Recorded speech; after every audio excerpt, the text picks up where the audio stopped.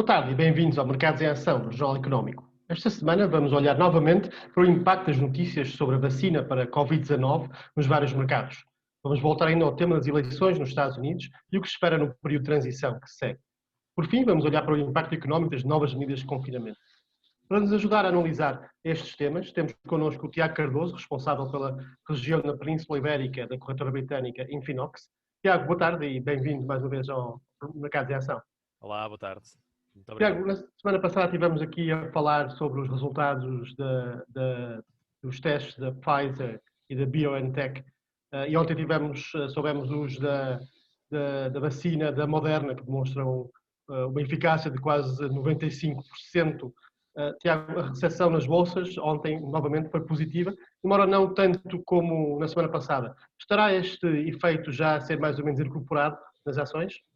Sim, é assim, na verdade, quando nós vimos inicialmente também o resultado das medidas de confinamento, que foram quedas muito agressivas nas bolsas, a primeira queda foi sempre mais agressiva. Depois disso voltámos a ver as coisas a piorarem, mas as quedas também a não serem tão graves. Portanto, o mercado tende um bocadinho também a não viver esta situação como pela primeira vez, como se fosse a primeira vez, e portanto a segunda vez já acaba por criar alguma menor facilidade em reagir de uma forma mais agressiva. E portanto aquilo que nós vimos foi o mercado a ter uma reação muito semelhante, mas com uma proporção menos exuberante, porque da primeira vez houve essa exuberância, houve uma reação muito imprevisível, no sentido em que ninguém sabia muito bem qual era o posicionamento que havia de existir. Agora as coisas já são feitas de uma forma um bocadinho mais racional. Certamente que no futuro vamos continuar a ver novamente laboratórios a apresentarem vacinas, se calhar os mesmos a apresentarem novas alternativas com uma taxa de sucesso ainda mais superior, e a reação há de ser cada vez menos agressiva, ou pelo menos menos exuberante, como foi a da primeira vez. Portanto, é normal que assim seja. Há a normal rotação de procura entre os ativos, que normalmente acabaram por desvalorizar bastante com as medidas de confinamento.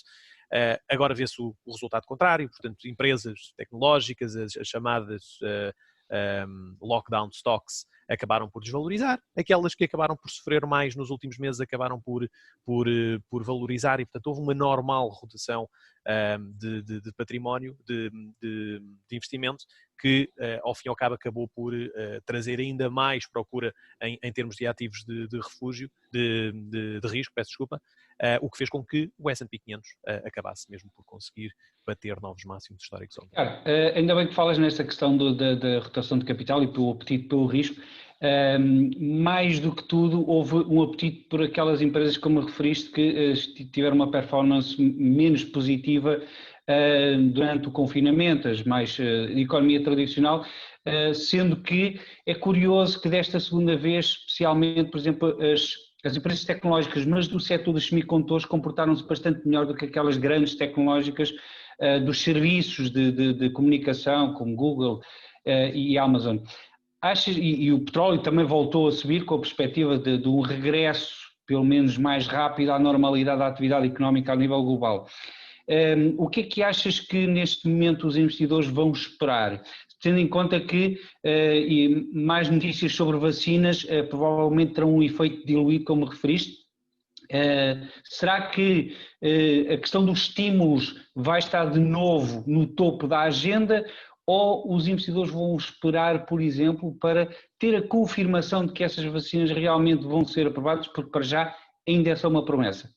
É uma boa questão. Eu acredito que inicialmente o que o mercado queria era alguma notícia relacionada com o facto de existir realmente uma vacina, que o desenvolvimento estar a ser feito, estarmos já na fase final.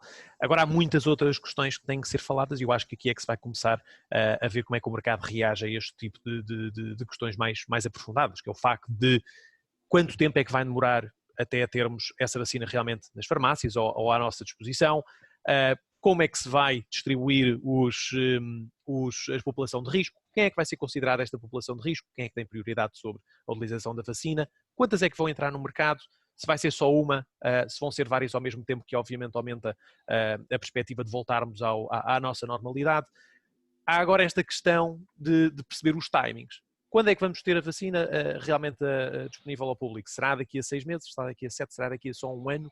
O mercado acabará por reagir muito tendo em conta esses timings. E eu acho que aqui o facto de nós vermos a reação do mercado a ser um bocadinho mais diluída, ou seja, amanhã se calhar vai sair uma nova notícia sobre uma nova vacina, não vamos voltar a ver uma reação tão agressiva, claro que vamos ver o apetite pelo risco a vir ao mercado, mas não de uma forma tão agressiva. Aí a grande questão que se volta a colocar é, ok, sim senhora, temos a vacina, mas quando é que realmente vamos conseguir começar a utilizá-la? A mesma questão com os testes. Sim, é verdade, já está a existir muito desenvolvimento em torno de testes em que rapidamente conseguimos detectar se realmente o indivíduo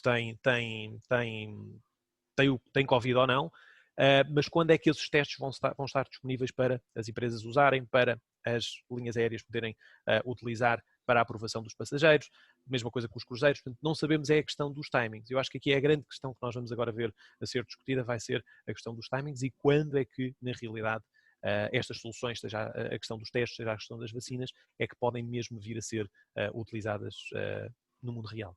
E há também outra questão complexa, se estas vacinas vão dar realmente a imunidade e durante quanto tempo, temos que olhar um bocadinho para o médio prazo também. Tiago, vamos voltar à conversa contigo já daqui a um bocado, sobre temas mais relacionados com os Estados Unidos. Entretanto, Marco, tens os gráficos da semana? Sim, obrigado Chico.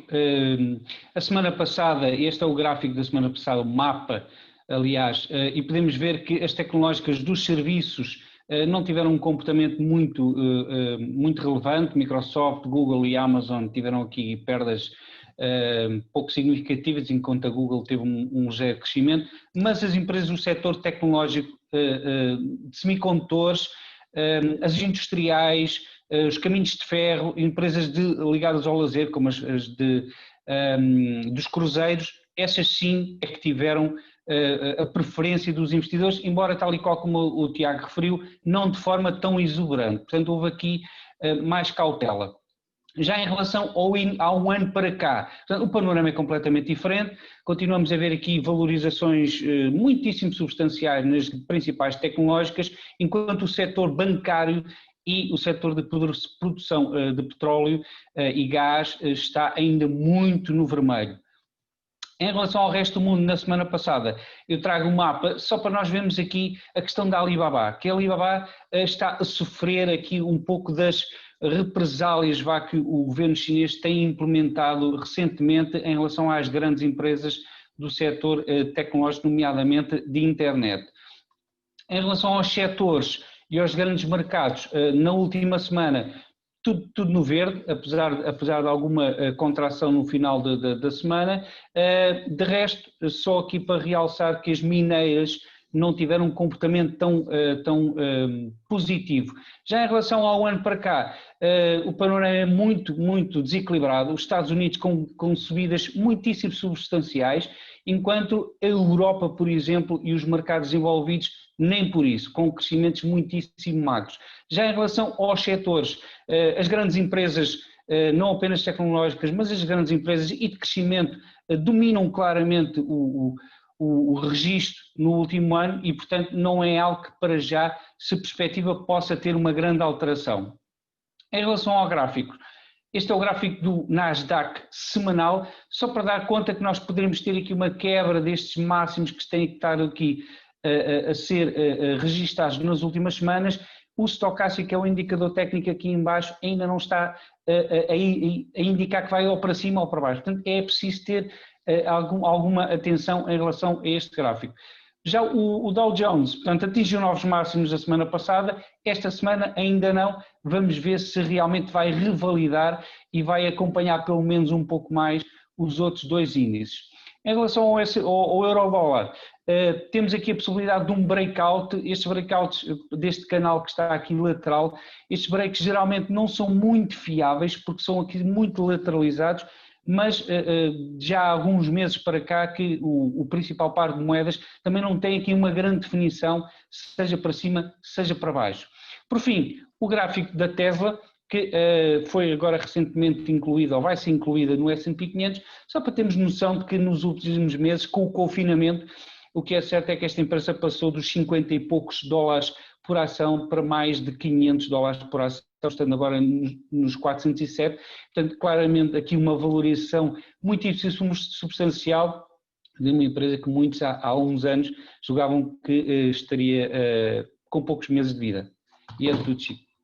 Muito obrigado, Marco, pelos gráficos e pelos números.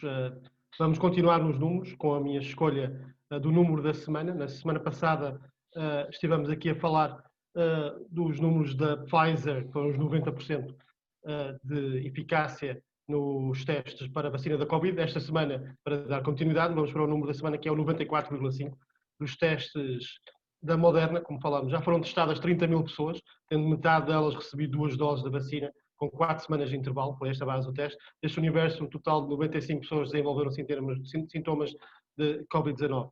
A Moderna diz que a vacina é mais fácil de armazenar do que a da Pfizer, que é um avanço significativo, e o CEO afirma que até junho de 2021, num cenário pessimista, todos os norte-americanos que queiram poderão ser vacinados. É essa a perspectiva dada pela Moderna. Tiago, este sentimento positivo sobre a vacina veio numa altura em que a vitória de Joe Biden nas eleições dos Estados Unidos também já estava a agradar aos investidores. O que é que se espera agora nesta frente de transição, tendo em conta que Donald Trump ainda está a contestar os resultados? Olha, eu acredito, Chico, que mais importante se calhar do que isso é mesmo tudo o que está a acontecer em torno do Covid. Acho que isso está completamente a evaporar aquilo que era o efeito das eleições, e aliás nós vimos mesmo na noite das eleições, a própria volatilidade que o mercado apresentou nada teve a ver com o que aconteceu há 4 anos atrás, que foi uma coisa completamente louca, a reação dos mercados há 4 anos, quando foi a vitória de Trump. Óbvio que nós aqui também tivemos um bocadinho o resultado a ser desvanecido durante vários dias, sem sabermos muito bem para onde é que vamos. Ainda hoje não sabemos se quem é que vai ser o presidente dos Estados Unidos no próximo mandato. Acaba por ser um bocado imprevisível. Muita coisa pode acontecer, não sabemos. À partida será Biden. Mas eu creio que até lá, portanto, não é um impacto que podemos considerar direto esta subida com que os índices estão.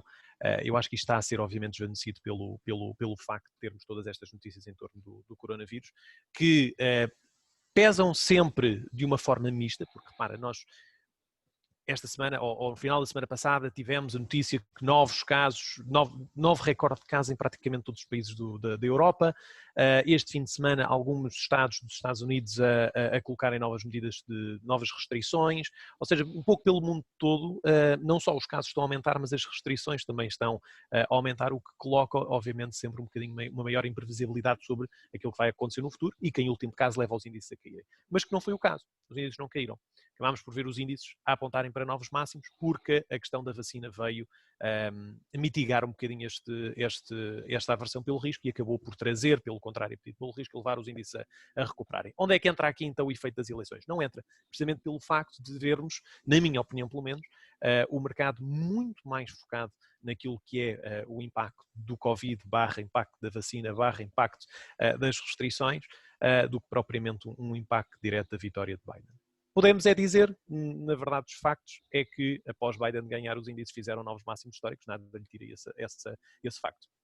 Tiago, é curioso que nós há uns anos para cá, se por esta altura estaríamos a discutir a questão do comércio online, como é que tinha sido a Black Friday e a Cyber Monday, e este ano basicamente isso passou completamente despercebido, sabendo que o comércio online ia obviamente aumentar de valores, mas esta questão do Covid e também das eleições veio mitigar essa importância.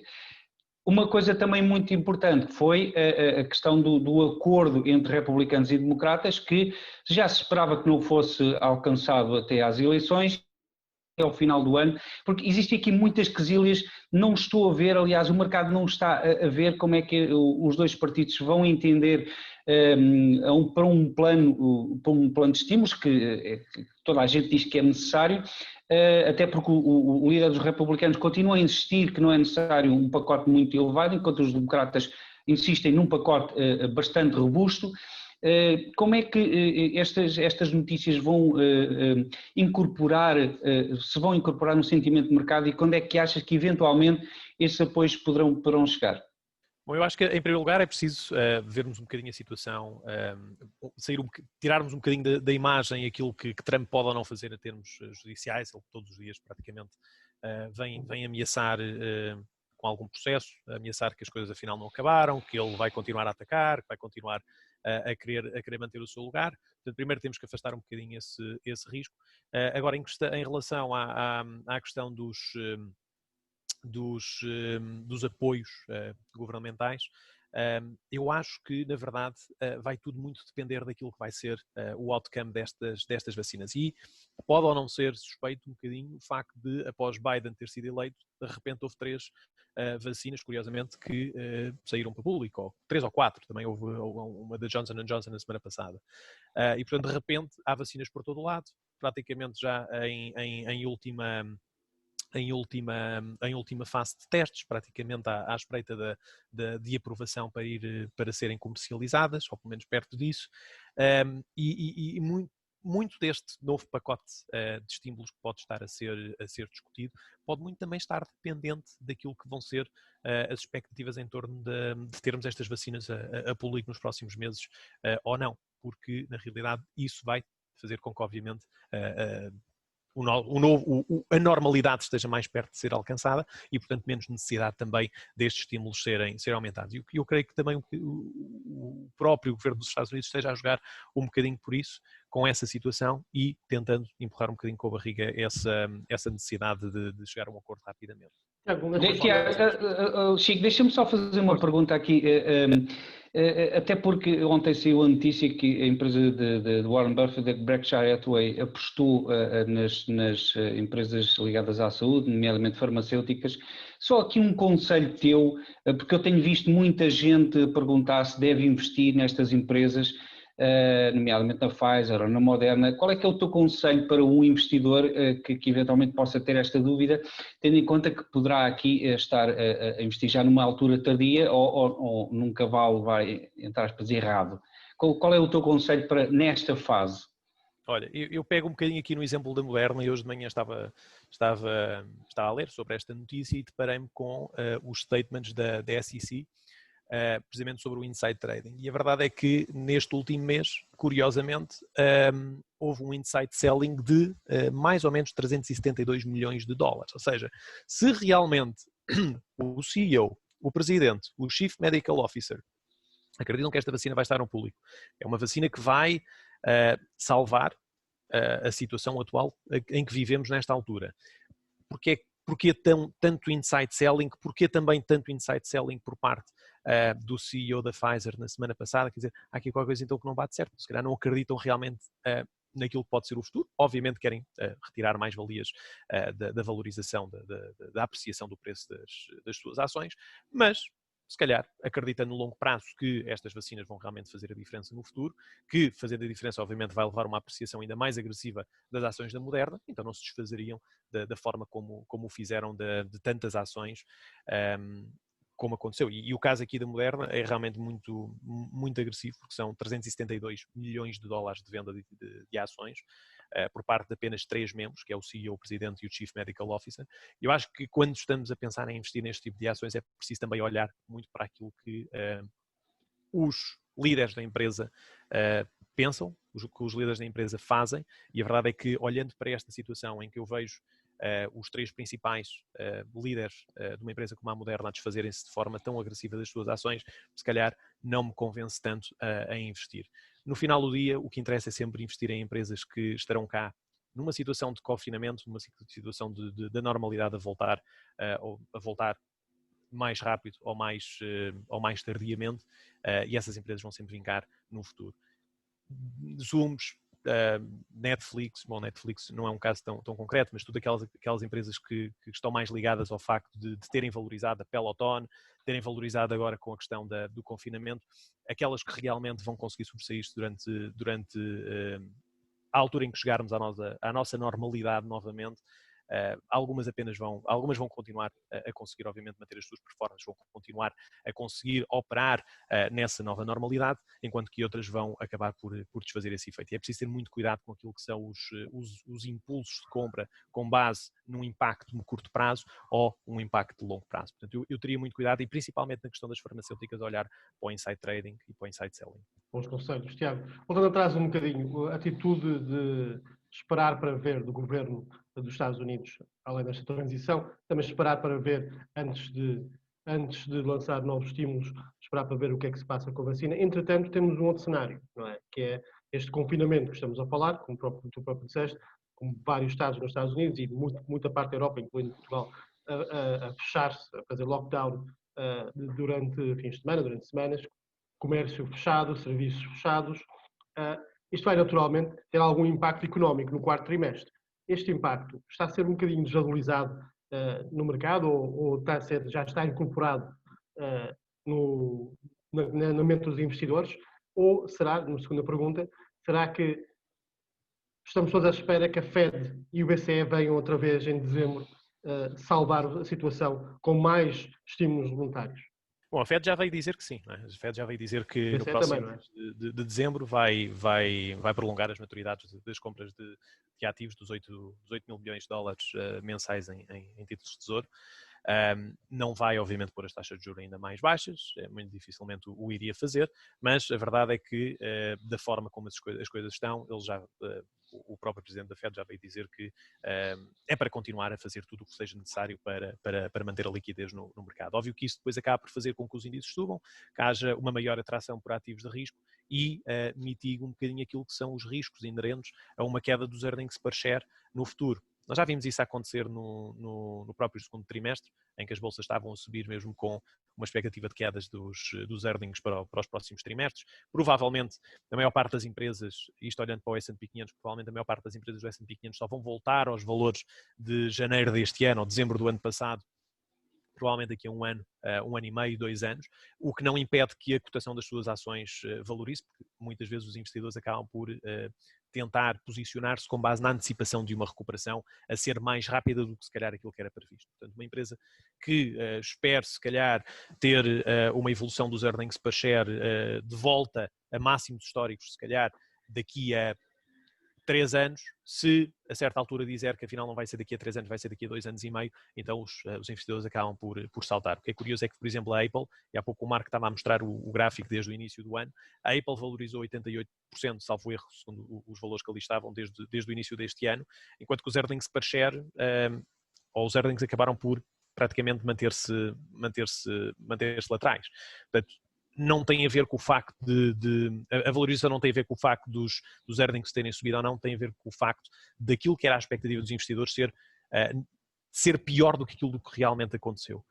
Eu acredito, obviamente, que vamos ter um impacto muito considerável agora no quarto trimestre, principalmente aqui em Portugal e em países periféricos da Europa, com base naquilo que está a acontecer agora, porque estamos todos confinados, estamos os 3 em casa, naturalmente, e não somos só nós, se calhar metade ou mais metade da população, e isso obviamente afeta muitos negócios, especialmente os negócios mais das pequenas empresas, restaurantes. Temos cada vez mais, eu pelo menos vejo aqui em Lisboa, cada vez mais restaurantes a fecharem as portas. Óbvio que isto não é positivo para o tecido empresarial português, não é positivo para o tecido empresarial italiano, grego, espanhol, um pouco pelo mundo todo. Portanto, nós aqui, quando estamos a discutir, tendemos sempre a falar apenas das Apples, das Microsofts, das modernas, empresas grandes, em que é fácil aceder aos resultados, enfim, são empresas quase too big to fail, na verdade, mas não falamos daquilo que é as pequenas e médias empresas, aquilo que realmente cria o tecido empresarial português e da Europa e dos Estados Unidos. E essas são as empresas que acabam por... Tiago, a Moody's, na semana passada, alertou sobre isso, especificamente. Disse que os países da periferia da zona euro vão ter uma desgraça económica, um colapso económico por causa das PME. Esperemos que não aconteça, ou que pelo menos seja minimizado com apoios. Tiago, muito obrigado pela presença no Mercado de Ação, mais uma. Até uma próxima oportunidade. Até à próxima. Obrigado. Marco, vamos ao protagonista da semana. Já o mencionaste. Voltas a Sim, falar dele. Elon Musk, pela segunda vez que está nesta categoria, exatamente porque a Tesla vai entrar para o S&P 500 e será a adição mais valiosa de sempre para o índice, com cerca de 390 mil milhões de capitalização. É a empresa com maior valor a entrar para o mais importante índice de ações mundial. E Elon Musk promete para já não dar descanso aqui a novas invenções, seja com o Hyperloop dele ou outros projetos que ele tem em mente.